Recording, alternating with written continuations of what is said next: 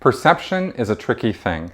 It's our conduit to the world, and yet at the same time, it can be one of our worst enemies. We see or hear things wrong all the time because our senses trick us. As a result, we can be absolutely sure, just totally certain, that we're seeing or hearing something that doesn't exist, or missing what is right in front of our face. Here's one. Do you see the cigar? What about this one? Get your head out of the gutter, you pervs. This is not a woman, it's a folded piece of paper. And there's no illusion here, but then again, how many of you guys saw the gorilla? It's nothing new to say that our reality is shaped by our perceptions. This goes all the way back to the old Indian parable of the three blind guys describing an elephant. One of them grabs the trunk and thinks an elephant is a tree branch. One of them touches its leg and says an elephant is like a pillar. And one of them grabs it between the legs and gets trampled to death, thus demonstrating the perils of science. But when you get right down to it, everything we see is just a perspective. You don't have to get into deep philosophical debates about the nature of reality to see that our senses fool us, and that often we are not seeing the truth of things simply because we aren't paying attention or we don't take the time to get a well-rounded view of the big picture. Now, it's not only our senses that let us down. We can see or hear something perfectly, but still get twisted into knots because our brain uses our past experiences and conclusions to filter the information before we start thinking about it. This is called confirmation bias, but is more commonly known as the "see, I knew it all the time" approach. Our brains run this on us 24/7, and it gets us into all kinds of trouble. There are nearly an infinity of reasons why someone would accept bad data and then be sure it's true. We're given information with emotional overtones that make us angry or outraged or vindictive, and those emotions can act like a barrier to accepting new information. In fact, getting people riled up this way is one of the best ways to make sure that the truth never gets out. Because an angry mob of people are the last ones who are going to stop and fact-check their sources before they lynch a guy for whatever crime they think he committed. Just go read the comments of any news or Facebook article and you'll see what I'm talking about. Or maybe some authority figure like your parents or a minister or doctor told you something when you were young and it just has to be true because they said it. I mean, we all know that parents and ministers and doctors never, ever lie. Some of these childhood fibs we learn aren't true, like the tooth fairy, or thinking that if we burp, fart, and sneeze all at once, we'll turn inside out. But some of them we hold on to. So I just want you to know that if you still think those rumble strips on the sides of the highways are there for the blind drivers, you may be mistaken.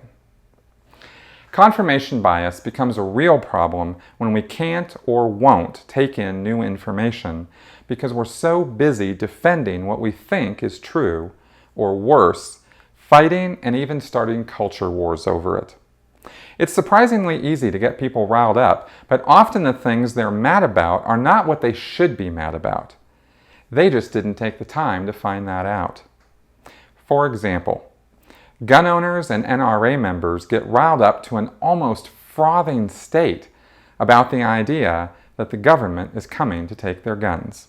I just got a news update. Today is the 9th of January 2013, that Vice President Biden is asking the President to bypass Congress and use executive privilege, executive order to ban assault rifles, to impose stricter gun control.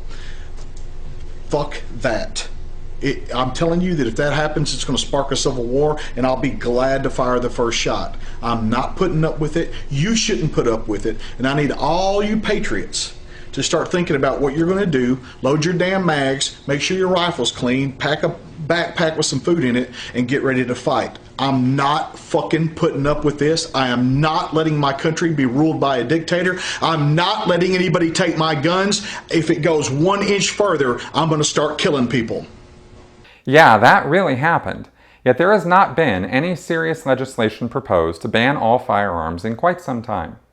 The last time it was tried, in 2008 in Washington, D.C., the ban was quickly overturned by the Supreme Court. The right to bear arms in the U.S. is a right that is not going anywhere anytime soon.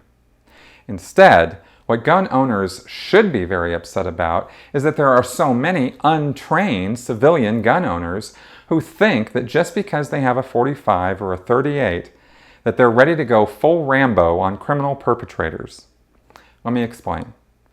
Statistics show that an armed American is not necessarily a safe American. We have more guns in the U.S. than any other country, with various reports indicating anywhere from 90 to 112 guns for every 100 people living here. B, the U.S. has the highest homicide by firearm rate amongst the world's developed nations. C, statistics show that any gun is 22 times more likely to be used in a criminal assault, an accidental death or injury, a suicide, or a homicide than it is for self-defense. What's more, a 2015 report by Mount St. Mary's University on gun training showed that there is a woeful miscalculation on the part of untrained gun owners as to how safe they really are. People who think that they just have to get good at target practice may be surprised to learn that 77% of shots fired in self-defense situations miss their targets, even when fired by trained gun handlers.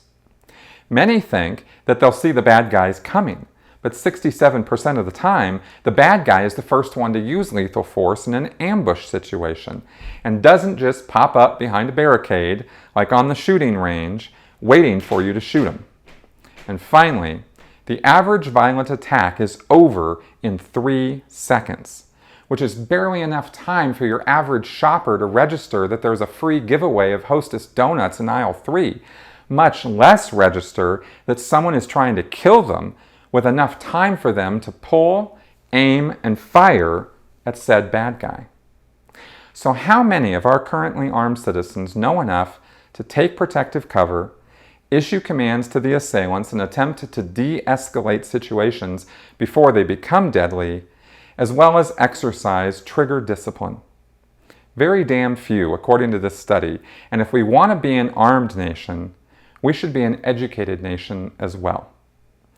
If you find yourself rolling your eyes right now over what I'm saying, I'll simply invite you to look at the same information I did. Hopefully you'll do so without preconceived ideas about how efforts to educate or train firearm owners is not the same thing as Obama coming to take away your guns. I've included links below to all my sources of information. Here's the thing. Our perception of reality is our reality. As critical thinkers, we need to make sure that we're looking at all the facts, which means being open to accepting new information. Being so certain that it becomes a fixation, which cannot be questioned or reasoned with, is called extremism. It's a dangerous mindset to be in. All of us have strong ideas and opinions about lots of things, and there's nothing wrong with that, so long as we don't lose sight of keeping an open mind.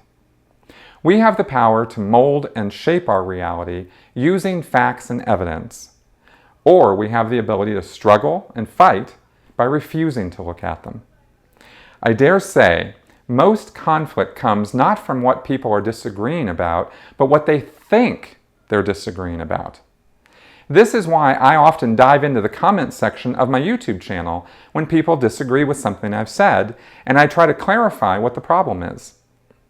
Many times, I've found that what they thought they had a problem with was not what I actually said, but something they'd heard somewhere else, which they now assumed I was saying because it was somehow related to the content in my video. When I had a chance to iron it out, we found out that we didn't actually disagree so much, and they stopped thinking of me as that jerk liberal idiot who only calls himself a critical thinker because he's so arrogant. A good lesson in critical thinking is to be more careful about what you see and hear and how you act on it. No one ever lost out too much by paying more attention or being more mindful. Thank you for watching.